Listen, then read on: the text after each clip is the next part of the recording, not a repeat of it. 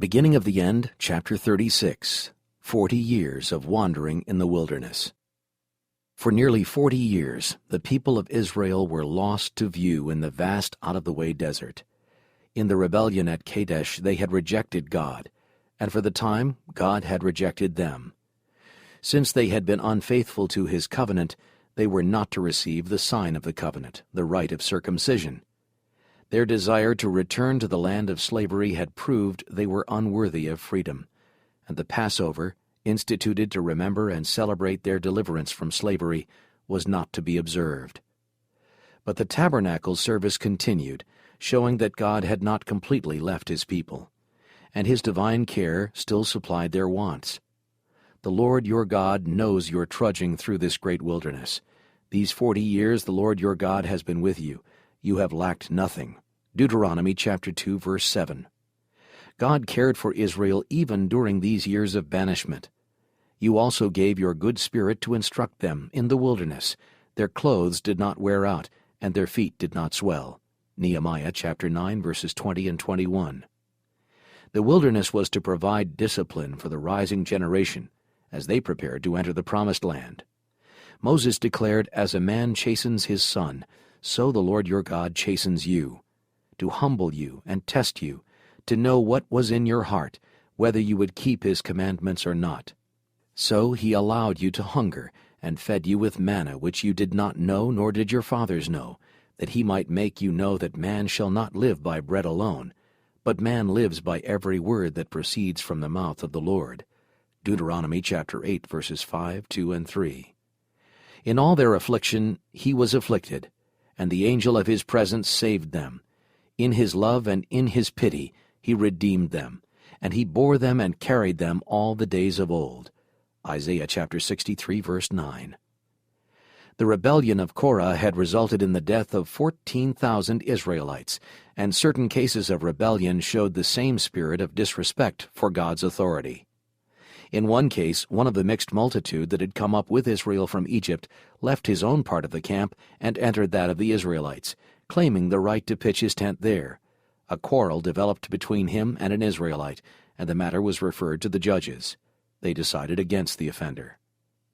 Very angry at this decision, he cursed the judge and blasphemed the name of God. He was immediately brought before Moses. The man was placed under guard until the will of God could be known. God Himself pronounced sentence. By divine direction, the blasphemer was conducted outside the camp and stoned to death. Those who had been witnesses to the sin placed their hands upon his head, thus solemnly testifying to the truth of the charge against him. Then they threw the first stones, and the people who stood by then joined in executing the sentence. See Leviticus chapter 24, verse 14, Deuteronomy chapter 17, verse 7. Should Sabbath breakers be stoned? If this man's sin had been allowed to go unpunished, others would have been encouraged to do evil, and as a result many people would eventually have died.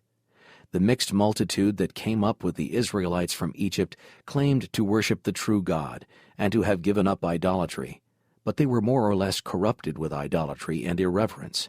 They seeded the camp with idolatrous practices and grumblings against God.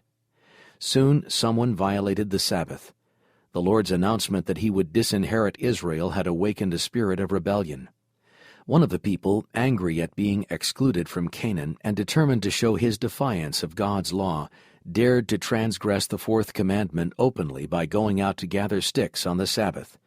During the stay in the wilderness, building fires on the seventh day had not been allowed.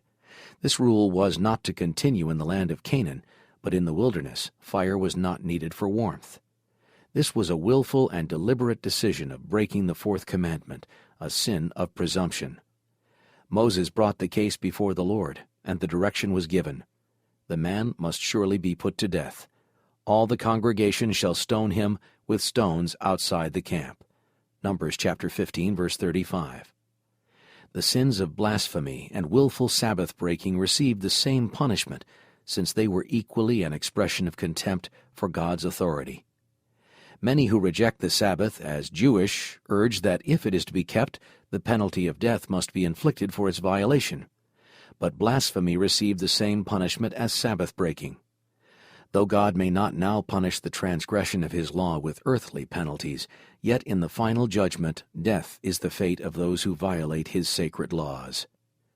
During the entire 40 years in the wilderness, the people were reminded of the Sabbath every week by the miracle of the manna.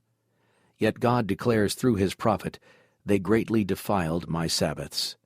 Ezekiel chapter 20, verses 13 to 24. And this is listed among the reasons for keeping the first generation out of the Promised Land. When their period of time in the desert ended, the people stayed in Kadesh, Numbers chapter 20, verse 1. Miriam died and was buried there. From that scene of rejoicing on the shores of the Red Sea to the wilderness grave that ended a lifelong wandering, such had been the fate of millions who had come out of Egypt with high hopes.